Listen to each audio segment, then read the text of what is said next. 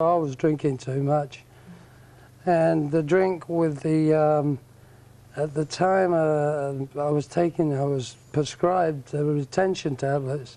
Lucille Ball, whose public persona was that of a cheerful comedian, harbored a hidden and scandalous side that belied her on-screen image.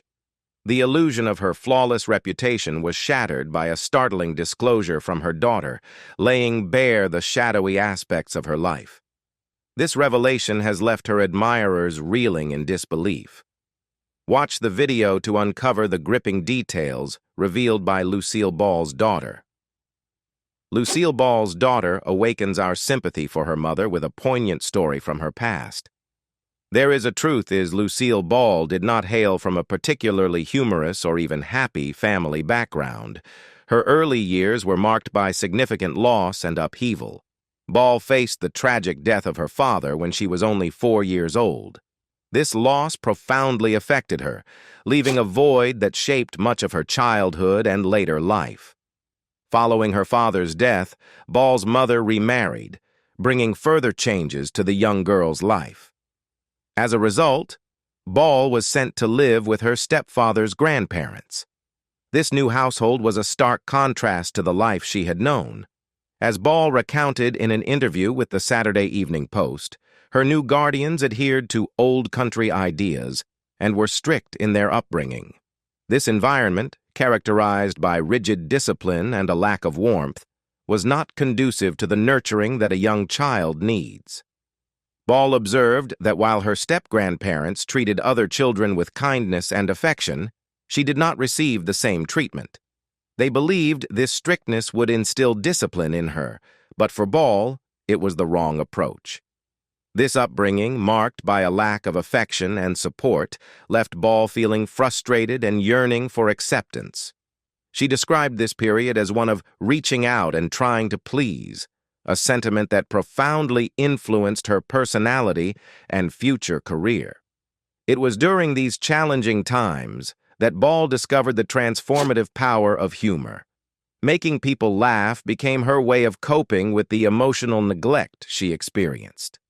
Humor provided her with a means to connect with others, to gain their approval, and to feel valued. Fortunately, Ball's innate comedic talent did not go unnoticed. The principal of her school recognized her potential and ensured that she was cast in school musicals and plays. This early encouragement was crucial in shaping Ball's career in the performing arts. Her participation in these school productions allowed her to hone her skills and gain confidence in her abilities. It was here that Ball first experienced the joy and satisfaction of entertaining an audience. In addition to the support from her school principal, Ball's step-parents also played a role in nurturing her artistic talents. Despite their strictness at home, they recognized her passion for the arts and encouraged her to pursue this interest. This encouragement was pivotal in Ball's journey towards becoming one of the most iconic figures in television history. On July 4, 1927, Lucille Ball's life was irrevocably altered by a tragic accident that cast a long shadow over her childhood. On that fateful day, Ball's grandfather was in the backyard, teaching her brother how to use a newly acquired .22 caliber rifle. The gun was a birthday present for Ball's brother, Freddie, who was about to turn 12. Ball vividly recounted the event in her memoir, noting the care with which her grandfather had set up a tin can target for the lesson. As the family gathered in the backyard, the atmosphere was likely one of excitement and anticipation, typical of a summer's day celebration. However, this innocent scene took a horrific turn when one of Freddie's friends, while aiming at the target, inadvertently shot an 8-year-old neighbor. The bullet struck the young boy, severing his spinal cord and leaving him paralyzed for life. The incident was devastating for all involved, but the repercussions for the Ball family were particularly severe. The boy's family sued Ball's grandfather, leading to a financial and emotional catastrophe. In her memoir, Ball described how the lawsuit stripped her family of nearly everything they owned. The family lost their house, the carefully acquired furnishings that her mother Dee had bought on credit over time, and their insurance. The lawsuit's toll was not just financial. It also took a profound emotional toll on Ball's grandfather, who never worked again following the incident. The loss of their home and possessions marked a significant downturn in the family's fortunes and stability.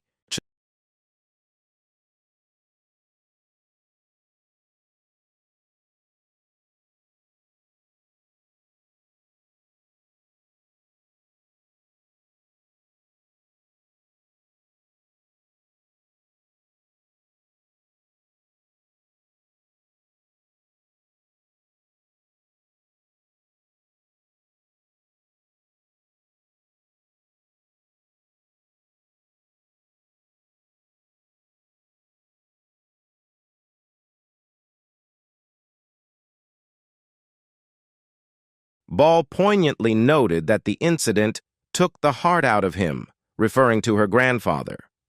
This phrase encapsulates the deep psychological impact the accident had on him. He was a man who had provided for his family and who had taken pride in his role as a caretaker and provider. The accident and the subsequent lawsuit stripped him of his ability to fulfill these roles, leaving him a shadow of his former self. If it weren't for Lucille Ball's daughter, we wouldn't know this terrible thing, that at the beginning of her career, Lucille Ball was a poverty-stricken actress. Her journey to stardom was marked by hardship and determination, reflecting a classic tale of perseverance. When Ball first ventured to Los Angeles, California, to chase her artistic dreams, she found herself in dire straits. Far from the glitz and glamour that would later define her career, Ball's initial experiences in Hollywood were characterized by struggle and uncertainty. In an interview with famed celebrity interviewers David Fantle and Tom Johnson, Ball candidly spoke about her early days in Los Angeles. "I literally starved," she confessed, describing a period of profound poverty and hunger. At the time, Ball was young, inexperienced, and unsure of herself.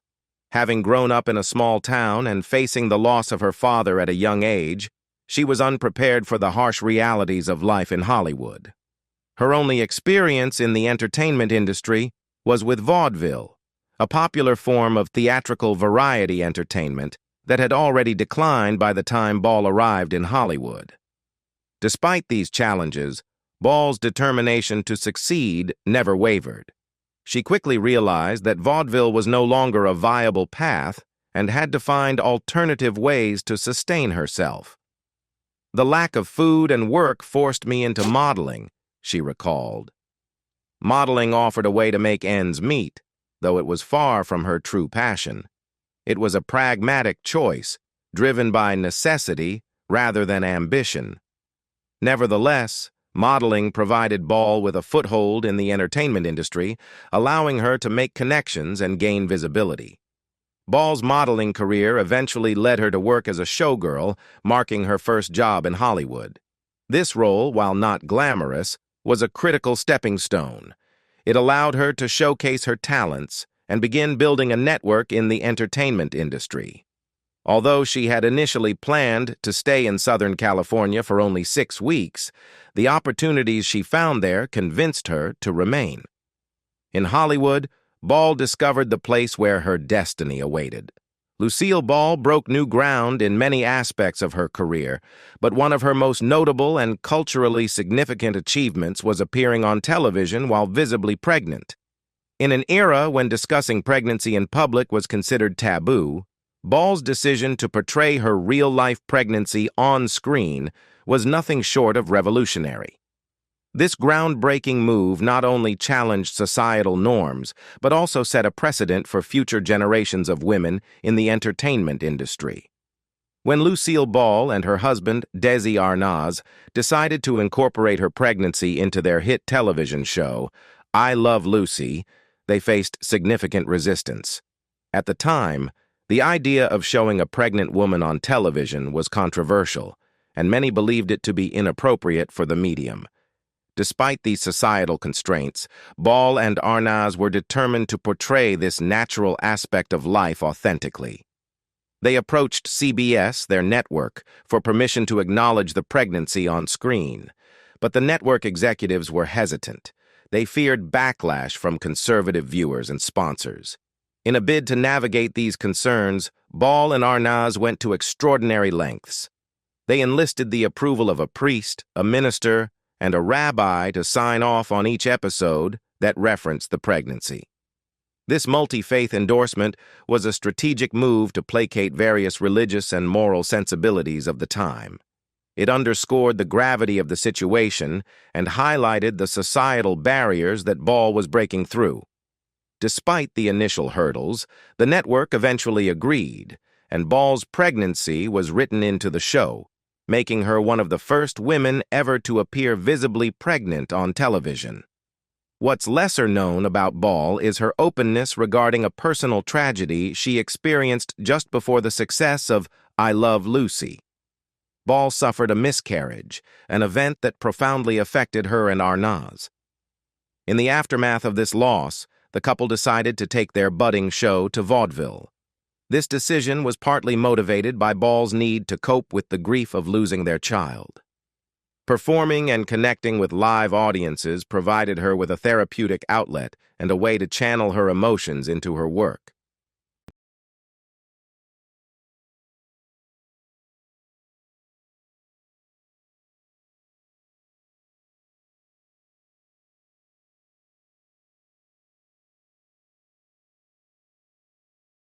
Ball's candidness extended beyond her experiences with pregnancy and miscarriage. She was also open about her birth experiences. In an interview with the Saturday Evening Post, Ball revealed that her first child, Lucy, was born via cesarean section. She shared that her second child, Desi Jr., was also delivered by cesarean. Ball's forthrightness about her childbirth experiences was unusual for the time and contributed to breaking the silence surrounding women's health issues. "If you know your baby is going to be a cesarean baby, it helps you call your shots," she stated, emphasizing the importance of being informed and prepared for childbirth. When comparing Lucille Ball in real life and in movies, her daughter confirmed that there is a big difference. Agree that Lucille Ball left a lasting impression on audiences with her impeccable comedic timing and larger-than-life personality. However, behind the scenes, Ball was a complex individual with a personality that starkly contrasted with her on-screen persona. According to Pamela Mason Wagner, the director of the bio-documentary Finding Lucy, Ball was full of contradictions that made her life story compelling and multifaceted. In an interview with American Masters, Wagner delved into the enigmatic nature of Lucille Ball. "She's full of contradictions, which is always fodder for a good story," Wagner explained. Despite being one of the funniest actresses of her time, Ball was not naturally inclined to humor in her personal life. "She was a funny actress who couldn't tell a joke and was quite serious in real life," Wagner said. This surprising revelation paints a picture of a woman whose off-stage demeanor was more reserved and contemplative than her exuberant television character. This duality in Ball's personality extended to her professional life as well. While she became one of the most influential businesswomen in Hollywood, Ball never seemed entirely comfortable with her own power. She and her husband, Desi Arnaz, co-founded Desilu Productions, a pioneering production company that revolutionized the television industry. Desilu was responsible for creating and producing several groundbreaking shows, including I Love Lucy, The Untouchables, and Star Trek. Despite these monumental achievements, Ball's approach to her business empire was marked by a sense of unease. Wagner noted that Ball's discomfort with her power was evident in how she navigated the Hollywood landscape. She became one of the most successful businesswomen in Hollywood, yet she was never comfortable with her own power, Wagner said. This paradox highlights the tension between Ball's public success and her private insecurities. Even as she broke barriers and set new standards in the industry, she grappled with the weight of her responsibilities and the expectations placed upon her. Ball's reluctance to embrace her influence can be partly attributed to the era's gender norms and the personal challenges she faced. As a woman in a male-dominated industry, Ball had to assert herself in ways that were often met with resistance. Her journey was not without struggle. She faced numerous obstacles, both professionally and personally. Yet, despite these challenges, Ball's determination and resilience shone through. Her ability to navigate the complexities of her career while maintaining a sense of humility and seriousness speaks to her strength of character. Now it's time for Lucille Ball's daughter to shed some light on the long-standing feud between Vivian Vance and her mother. Lucille Ball and Desi Arnaz were the iconic stars of I Love Lucy, but their co-stars, Vivian Vance and William Frawley, who played Ethel and Fred Mertz, respectively, were equally integral to the show's success. The dynamics between the characters on screen created memorable comedic moments, but the relationships off-screen were complex and sometimes contentious, particularly between Vance and Frawley. However, the rumored rivalry between Ball and Vance is a misconception that has been clarified by those close to the stars. Contrary to popular belief, Lucille Ball and Vivian Vance did not have an adversarial relationship. In fact, according to celebrity interviewer Tom Johnson, Ball held Vance in high regard and had a deep affection for her. She said the only person she would really watch when she ever looked at her own TV shows was Vivian Vance, Johnson shared in an interview with Fox News. This statement underscores the genuine admiration Ball had for Vance's talent.